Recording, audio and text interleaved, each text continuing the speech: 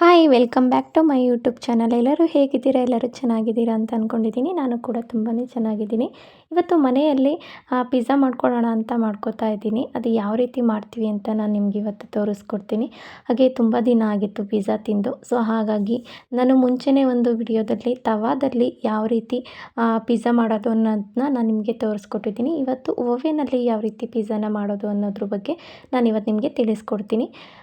ಮೊದಲನೇದಾಗಿ ನಾನು ದೊಡ್ಡ ಈರುಳ್ಳಿ ತೊಗೊಂಡಿಲ್ಲ, ಚಿಕ್ಕದೇ ಒಂದು 3-4 ತೊಗೊಂಡಿದ್ದೀನಿ, ಚಿಕ್ಕ ಸೈಜಿಂದು. ಅದನ್ನು ನೀಟಾಗಿ ಸಿಪ್ಪೆ ತಕ್ಕೊಂಡು ಅದನ್ನು ನೀಟಾಗಿ ರೌಂಡಾಗಿ ಕಟ್ ಮಾಡ್ಕೋಬೇಕಾಗತ್ತೆ. ಹಾಗೆ ನೆಕ್ಸ್ಟು ಒಂದು ಮೀಡಿಯಮ್ ಸೈಜಿಂದು ಒಂದು ಟೊಮೊಟೊನ ತೊಗೊಂಡಿದ್ದೀನಿ. ಅದನ್ನು ಸಹ ನೀಟಾಗಿ ರೌಂಡಾಗಿ ಕಟ್ ಮಾಡ್ಕೋಬೇಕಾಗುತ್ತೆ. ಮಧ್ಯದಲ್ಲಿರುವಂತಹ ಬೀಜ ಎಲ್ಲನೂ ತೆಗಿಬೇಕಾಗುತ್ತೆ. ಹಾಗೆ ಒಂದು ಕ್ಯಾಪ್ಸಿಕಮ್ನ ತೊಗೊಂಡಿದ್ದೀನಿ, ಅದನ್ನು ನೀಟಾಗಿ ಸಣ್ಣದಾಗಿ ಕಟ್ ಮಾಡಿ ಎತ್ತಿಟ್ಕೋಬೇಕಾಗುತ್ತೆ. ಇದನ್ನು ರೆಡಿನ ನಾನು ಆನ್ಲೈನಲ್ಲೇ ಹಾಗೆ ಇದಕ್ಕೆ ನಾವು ರೆಡ್ ಚಿಲ್ಲಿ ಸಾಸನ್ನು ಹಾಕೋತಾ ಇದ್ದೀನಿ.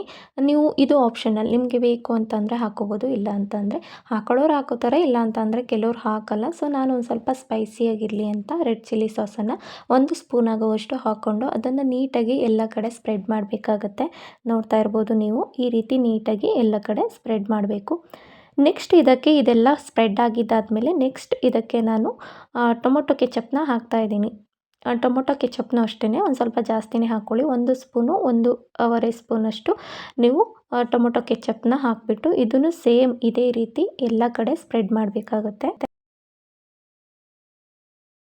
ನೆಕ್ಸ್ಟ್ ಇದಕ್ಕೆ ನಾವು ಇದೆಲ್ಲ ಅಂದರೆ ತಕ್ಷಣ ಯಾಕೋ ತಿನ್ನಬೇಕು ಅನ್ನಿಸ್ತು. ತುಂಬ ಲಾಂಗ್ ಟೈಮ್ ಆಗಿತ್ತು ಪಿಜ್ಜಾ ತಿಂದು. ಸೊ ಔಟ್ಸೈಡ್ ಹೋಗಿ ತಿನ್ನೋಕ್ಕಾಗಲ್ಲ, ಟೈಮ್ ಇರಲಿಲ್ಲ. ಸೊ ಹಾಗಾಗಿ ನಮ್ಮ ಮನೆಯವ್ರಿಗೆ ಕೆಲಸ ಇತ್ತು. ಸೊ ಹಾಗಾಗಿ ನಾನೇ ಮನೆಯಲ್ಲೇ ಮಾಡೋಣ ಅಂತ ಅಂದ್ಬಿಟ್ಟು ಇದೆಲ್ಲನೂ ಆನ್ಲೈನಲ್ಲಿ ತರಿಸ್ಕೊಂಡು ಮನೆಯಲ್ಲೇ ಮಾಡ್ತಾಯಿದ್ದೀನಿ.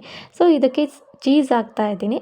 ಅಂದರೆ ಸ್ವಲ್ಪ ಇವಾಗ ಟೊಮೊಟೊ ಕೆಚಪ್ಪು ಮತ್ತು ರೆಡ್ ಚಿಲ್ಲಿ ಸಾಸನ್ನು ಎಲ್ಲನೂ ಸ್ಪ್ರೆಡ್ ಮಾಡಿದ್ದಾದಮೇಲೆ ನೀಟಾಗಿ ಒಂದು ಸ್ವಲ್ಪ ಚೀಸನ್ನು ಹಾಕಬೇಕಾಗತ್ತೆ. ಇದನ್ನು ಸಹ ಎಲ್ಲ ಕಡೆ ಸ್ಪ್ರೆಡ್ ಮಾಡಬೇಕಾಗುತ್ತೆ. ನಿಮಗೆ ಚೀಸನ್ನ ಜಾಸ್ತಿ ಇಷ್ಟಪಡೋರು ಜಾಸ್ತಿ ಹಾಕ್ಕೋಬೋದು.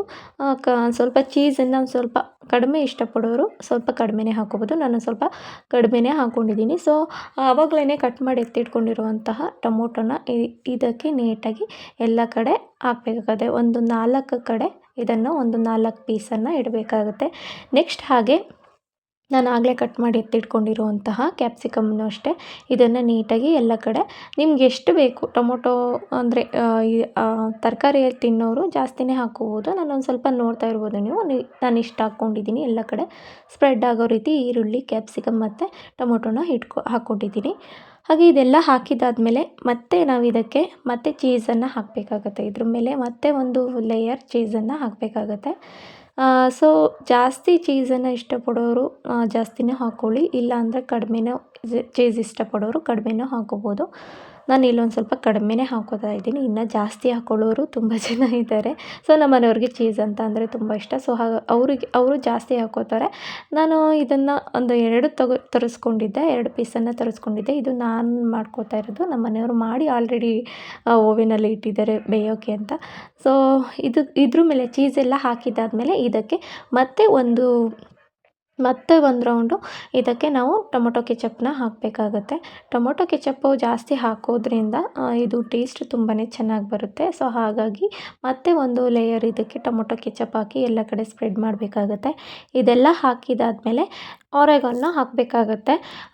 ಇದೆಲ್ಲ ಒಂದು ಸ್ವಲ್ಪ ಹಾಕೋದ್ರಿಂದ ಟೇಸ್ಟು ತುಂಬಾ ಚೆನ್ನಾಗಿ ಬರುತ್ತೆ. ಸೊ ಹಾಗಾಗಿ ಮತ್ತು ಇದಕ್ಕೂ ಚಿಲ್ಲಿ ಫ್ಲೇಕ್ಸನ್ನು ಹಾಕಬೇಕಾಗತ್ತೆ. ಚಿಲ್ಲಿ ಫ್ಲೇಕ್ಸ್ ಹಾಕೋದ್ರಿಂದ ಸ್ವಲ್ಪ ಸ್ಪೈಸಿ ಚೆನ್ನಾಗಿ ಅಂದರೆ ಸ್ಪೈಸಿ ಬರುತ್ತೆ. ಸೊ ಹಾಗಾಗಿ ಇದೆಲ್ಲ ಹಾಕಿದಾದಮೇಲೆ ನೆಕ್ಸ್ಟ್ ಇದಕ್ಕೆ ಚೀಸ್ ಸ್ಲೈಸನ್ನು ತೊಗೊಂಡಿದ್ದೆ. ಅದನ್ನು ಒಂದು ಸ್ಲೈಸನ್ನು ತೊಗೊಂಡು ನಾನು 4 ಭಾಗವಾಗಿ ಕಟ್ ಮಾಡಿ ಎತ್ತಿಟ್ಕೊಂಡಿದ್ದೆ. ಅದನ್ನು ಇವಾಗ 4 ಸೈಡ್ ಇಡ್ತಾಯಿದ್ದೀನಿ. ಈ 4 ಸೈಡ್ ಇಟ್ಟಿದ್ದಾದಮೇಲೆ ಇದನ್ನು ಓವೆನ್ಗೆ ಇಡಬೇಕಾಗತ್ತೆ. ನಾನಿವಾಗ ಈ ಪಿಜ್ಜಾನ ಓವೆನ್ಗೆ ಇಡ್ತಾಯಿದ್ದೀನಿ. ಕೆಳಗಡೆ ಒಂದು ಟ್ರೇ ಕೊಟ್ಟಿರ್ತಾರೆ. ಆ ಟ್ರೇನ ಇಟ್ಬಿಟ್ಟು ಇದ್ರ ಮೇಲೆ ನಾವು ಇವಾಗ ಆ ಪಿಜ್ಜಾನ ಹಾಕಿಬಿಟ್ಟು ಇದು ಓವೆನ್ ಒಳಗಡೆ ಇಡಬೇಕಾಗತ್ತೆ. ನಾವು ಓವೆನ್ ಒಳಗಡೆ ಇಟ್ಟಿದ್ದಾದಮೇಲೆ ನಿಮಗೆ ಟೆಂಪ್ರೇಚರ್ ಎಷ್ಟು ಬೇಕೋ ಅಷ್ಟಕ್ಕೆ ಸೆಟ್ ಮಾಡಿಕೊಂಡು, ನಿಮಗೆ ಟೈಮಿಂಗ್ಸ್ ಎಷ್ಟು ಬೇಕೋ ಅಷ್ಟಕ್ಕೆ ಸೆಟ್ ಮಾಡಿಕೊಂಡು ಇದನ್ನು ಆನ್ ಮಾಡಿ ಬಿಡಬೇಕಾಗುತ್ತೆ. ನೋಡ್ತಾ ಇರ್ಬೋದು ಇವಾಗ ಪಿಜ್ಜಾ ರೆಡಿ ಆಗ್ತಾ ಇದೆ.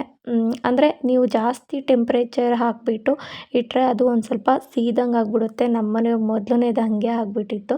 ಸೊ ಹಾಗಾಗಿ ನೋಡಿ ಟೆಂಪ್ರೇಚರ್ ಎಷ್ಟು ಬೇಕೋ ಅಷ್ಟಕ್ಕೆ ಸೆಟ್ ಮಾಡಿಕೊಂಡು ನೀವು ಇಡಬೇಕಾಗುತ್ತೆ. ನಾನು ಇದನ್ನು ಟೆಂಪ್ರೇಚರ್ಗೆ 180 ಡಿಗ್ರಿಲಿ ಇಟ್ಟಿದ್ದೆ. ಸೊ ಹಾಗಾಗಿ ಇದೊಂದು ಹಾಫ್ ಆನ್ ಅವರ್ಗೆ ಸೆಟ್ ಮಾಡಿದ್ದೆ ಟೈಮಿಂಗ್ಸ್ನ. ಇದು ನೀಟಾಗಿ ಬೆಂದಿದ್ದಾಗಿದೆ, ನೋಡ್ತಾ ಇರ್ಬೋದು. ತುಂಬಾ ಚೆನ್ನಾಗಿ ಬಂದಿತ್ತು ಪಿಜ್ಜಾ ಮಾತ್ರ ತುಂಬಾ ಚೆನ್ನಾಗಿತ್ತು. ಟೇಸ್ಟು ಮಾತ್ರ ತುಂಬಾ ಸಖತ್ತಾಗಿತ್ತು. ನೀವು ಪಿಜ್ಜಾ ಹಟ್ಟಲ್ಲಿ ಹೋಗ್ಬಿಟ್ಟು ನೀವು ಪಿಜ್ಜಾ ಅಂದರೆ ಡೊಮಿನೋಸಲ್ಲಿ ಹೋಗ್ಬಿಟ್ಟು ನೀವು ಪಿಜ್ಜಾ ತಿಂತೀರಾ, ಸೊ ಅದೇ ರೀತಿ ಪಿಜ್ಜಾ ಇತ್ತು. ತುಂಬಾ ಚೆನ್ನಾಗಿತ್ತು. ನೀವು ಮನೇಲೂ ಕೂಡ ಟ್ರೈ ಮಾಡ್ಬೋದು. ನೀವು ಟ್ರೈ ಮಾಡಿ ಹೇಗಿತ್ತು ಅಂತ ಕಮೆಂಟ್ ಬಾಕ್ಸಲ್ಲಿ ಕಮೆಂಟ್ ಹಾಕಿ.